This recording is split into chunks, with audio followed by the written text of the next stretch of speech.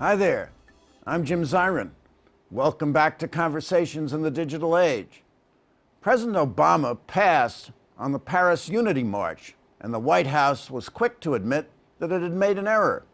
This led Council on Foreign Relations President Emeritus Les Gelb to call for the resignation or the dismissal of the entire national security apparatus on the ground that they had fouled up. Was this enough to convince us that America has lost its grip on foreign policy? With us to discuss this issue is an expert in the field. He is Jim Hoge. Jim Hoge is the editor emeritus of Foreign Affairs magazine and a veteran journalist. Jim, we're delighted to have you back with us. Glad to be here. Now, first, do you agree with Les Gelb, whom we all respect, admire, and love, that they all should be dismissed because of this foul-up over Obama's attending the Paris Unity March? Well, Les is very good at making a point and making sure other people hear it. And I take it that that's what he was really up to. And it certainly does register. We're talking about it today, and I'm sure it's going to be elsewhere. However, as a practical matter, getting rid of everybody involved at the top of national security with a year and a half left of a presidency is not realistic. He argues that going there was real. It should have been a no-brainer for the president and a no-brainer for his staff. And if they're not up to that one, how are they going to be up to the tough decisions? Well, you can make that linkage. I do think both at the White House level and at the staff level and the embassy level, we dropped the ball. And I must say they were very quick to admit that and to sort of say, all right, you got us, let's move on. Now, moving on means keeping the very close contacts we have with the French on intelligence and counter-espionage, counterintelligence, robust and going forward. I must say the French have been courteous in their response to our not showing up in Paris when we should have. They're being very low-keyed about it. And my guess is this is an incident that will pass pretty quickly, and we go on to more serious things, such as what is really going on with terrorism and what, if anything, we can do about it. Well, it might have passed quickly, except a week after the march, Secretary of State Kerry finally showed up in Paris. Yeah. And with whom did he show up? None other than James Taylor. Right. And he had James Taylor sing at some sort of reception for the French. You've got a friend.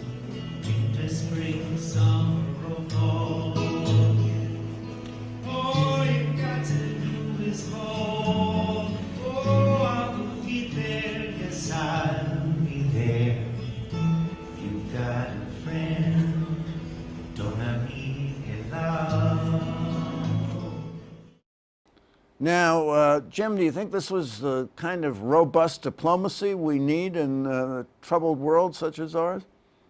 Jim, I'm a great fan of the singer, James Taylor. Oh, he's terrific. And I think his music has been put to better use than this time around. I think it was nice of him to go ahead and front for an embarrassment to the United States. I'm sure he's will be recompensed in some way. But let's move on now to what the serious problems that have to be dealt with. Well, an issue that might have given the White House pause was that this French magazine, Charlie Hebdo, had apparently insulted Islam along with other religions.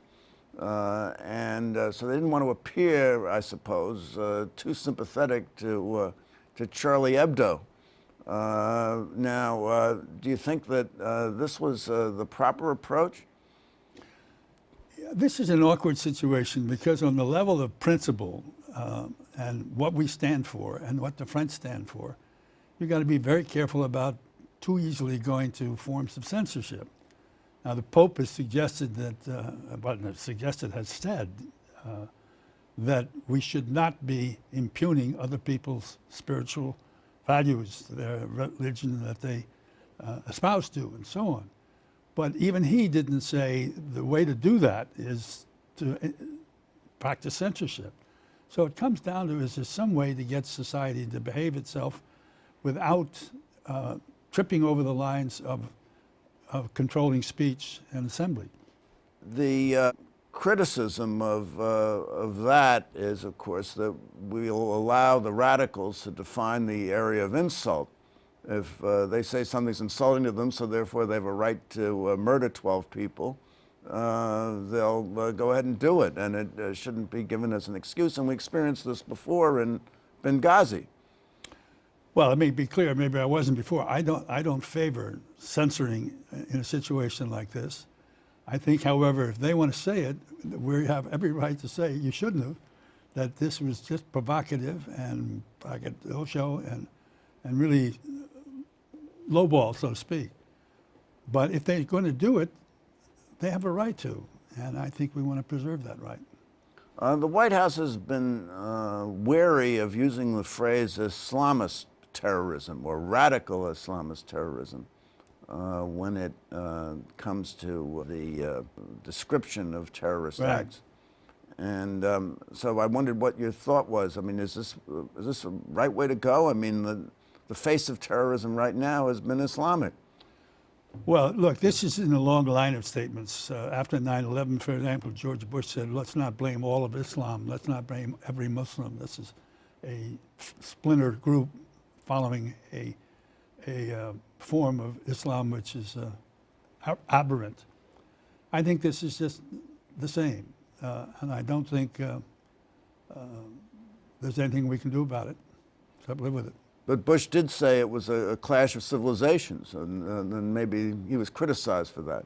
He was quoting an article that actually we ran in Foreign Affairs by a great political scientist, Samuel Huntington, which essentially said that we're moving into an era in which the great conflicts will be between civilizations as a whole, i.e. Christianity versus Islam, rather than just what monarchs want or what egregious states want.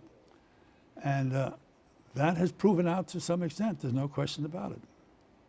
I think after the Paris attacks, Egyptian President Sisi, who of course is a Muslim, made this statement. He said, quote, "We are in need of religious revolution. You imams are responsible for Allah. The entire world is waiting for your next move because the Islamic world is being torn, it is being destroyed, it is being lost, and it is being lost by our own hands." Why can't the President of the United States take a similar line? Well, he's had plenty to say. I think one of the interesting things that the Sisi comment gets to in its own way, and others have done, I think, more effectively, is that from within the Islamic world, there have to be leadership voices that are stronger and more clearer and more adamant than we have seen today. The two great religions in terms of numbers are Christianity, which is well over 1 billion, and Islam, which is also over 1 billion. And when things like this happen, you need to have a core set at the top. And if it isn't set at the top, then everything feels like they can sort of make up their own view of history and of right and wrong. Madeleine Albright defined foreign policy, at least American foreign policy, as trying to make other nations do what we want them to do. And we... without coercion. Without coercion, and through soft power, through persuasion. Power. Yeah. And we live in a world where we see a lot of nations and a lot of actors not doing what we want them to do. And the question is, what's to be done about it? So let's go around the world and talk about various trouble spots that we see and find out whether we're doing enough and whether Gelb is right, that maybe we're losing our grip as world leaders. So let's start with ISIS. we were kind of late diagnosing the threat of ISIS, weren't we? We were, but so was everybody else. This was one that came out of nowhere, so to speak. The take on ISIS that I think is probably closest to the reality, if we can get that before the event, is that it is running out its string, that it is a phenomenon that it will be losing power rather than gaining more power. The way they behave, what they do to their fellow Muslims, for example, is just not acceptable in most places. And you can see public opinion in the Islamic world as well as elsewhere turning against them. Now, just alone, that probably won't curb the events, but it certainly is the right path to start going down. In terms of dealing with ISIS, I think we have to be very patient, and we have to be very collegial, if you will, in getting others to help address this problem, and particularly for in the Muslim world. Of course, the danger of ISIS is really not that they're going to take a great deal of territory. They don't have the numbers, but that they've branded themselves and can spread to other parts of the Islamic world, particularly as to North Africa. So what do we do about that? Well, two thoughts on that. One is that these kind of terrorist phenomena tend to start and then to stop some time in history without ever knowing exactly why. It can be a number of different factors. The second thought I have is that, bad as this is, and it's a tragedy for the people involved, these are not national security threats to us, nor are these threats to turn the world upside down, a world war, for example. It's much lower than that. And if you go to the higher level, the picture of the world at the moment is a hell of a lot more stable than it has been in most periods. And there are no indications of any of the great states, which don't agree on a lot, thinking that a military campaign would be in their own interest. So while we have some military budgets, for example, going up, the Chinese one is year in, year out, it's not excessive. It's what one would expect from a country of that size that's growing the way it is. So on the whole, I think this is a very chaotic world and will be for quite some time. This is not going to go away anytime soon. On various kinds of divisions, religious, economic, geographic, you name it. But they so far do not, they are not producing threats of the size that we have to be concerned about in terms of our own security, our own prosperity. Well, you take a country like Nigeria. Now, of course, there in northern Nigeria, it's Muslim, and in the southern part of the country, it's Christian. But in the northern part, you have Boko Haram, a terrorist group, not identified as being part of ISIS, but certainly acting similar to ISIS, and they're killing thousands of people and leveling cities. And I mean, isn't this amounting to something of a terrorist threat, or isn't it approaching a terrorist threat? Well, it certainly is a terrorist threat there. And by the way, Nigeria is the largest country in Africa and the biggest GNP now. So this is not an inconsequential little event that's going on. Boko Haram is so over the top in terms of destroying people's lives, their villages, and so on. I don't see how it can last at that level. However, what to do to respond to it? We can play a supporting role, sending in equipment, whatnot else, training troops, and so on.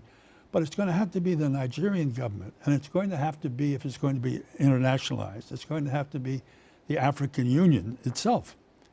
There is no national security reason of ours that we should be getting involved.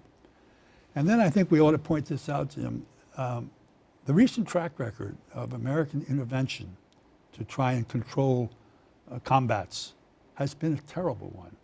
More than anything else, we have added to the zeal of those who want to take us on, who want to put bombs on the road and so forth and so on.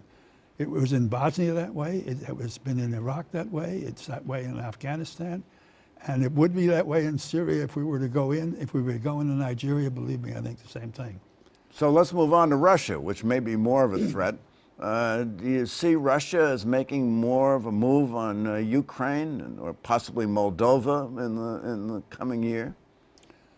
The ironic thing about Russia is that from the point of view of American policy, is what the first big statement that Obama made when he came into office was it's time for a reset with Russia.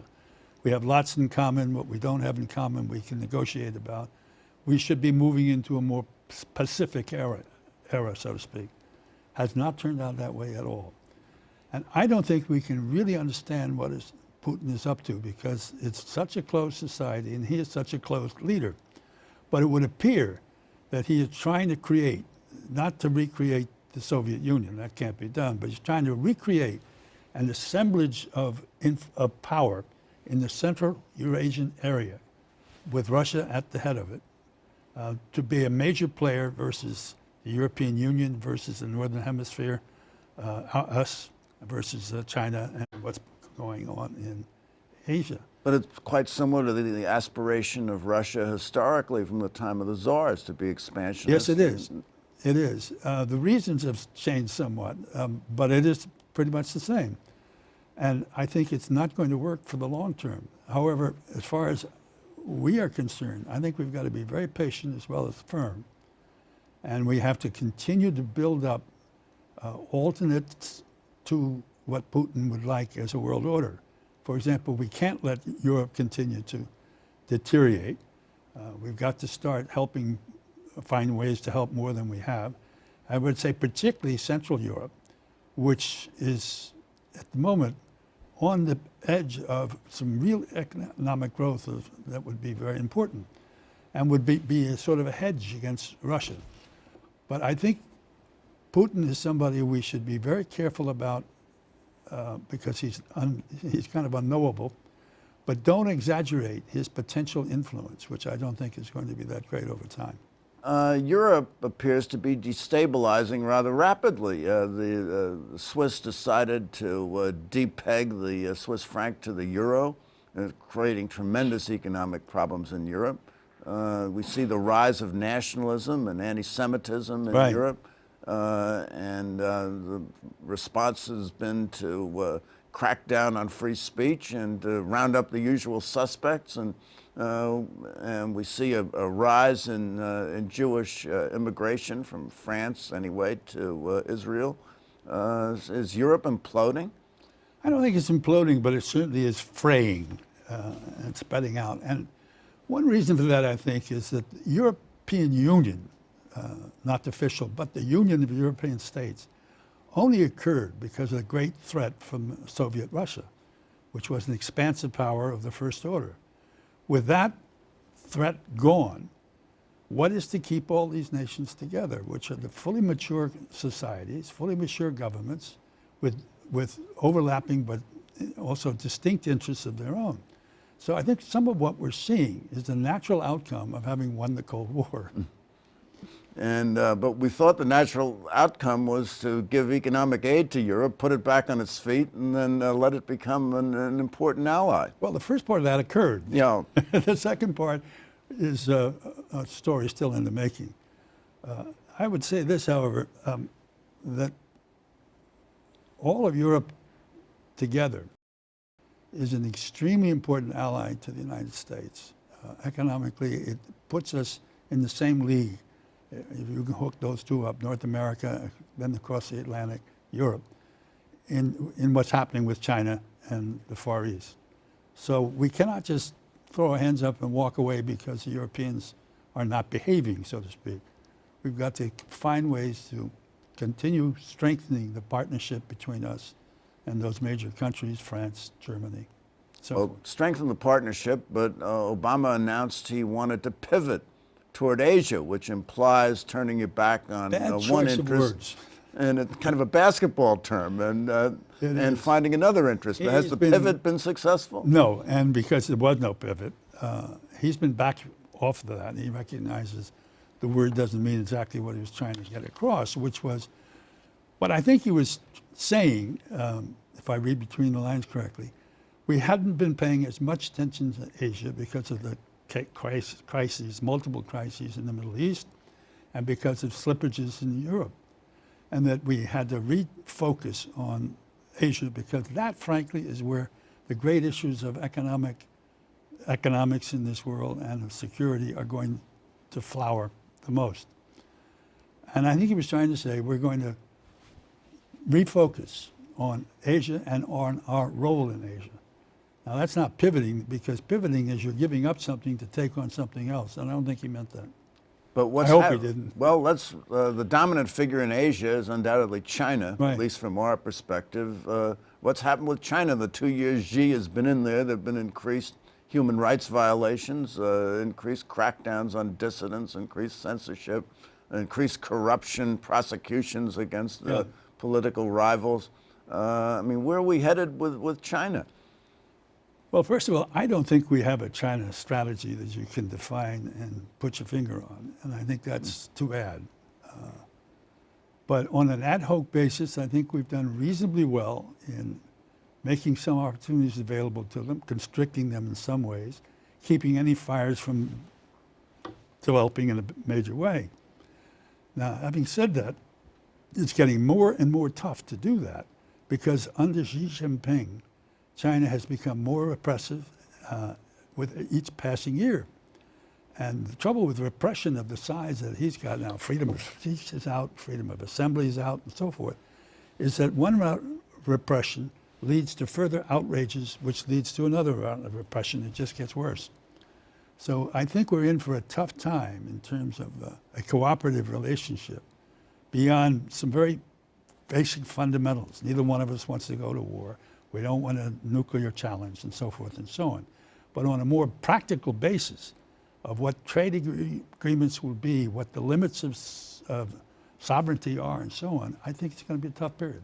Tough for the other countries in Asia because with an economic slowdown that we're seeing in China, the other Asian countries that are important, and even South American countries like Brazil, important trading partners of China, are going to find they can't export their goods. In a certain sense, you can say this is one of the very few sort of favorable things of the current situation with China, which is Southeast Asia, which for a while was harping at us for not paying attention, not being involved, and maybe not being useful anymore. And therefore, they were all making one kind of deal or another or going into negotiations with China. They've all now been scared.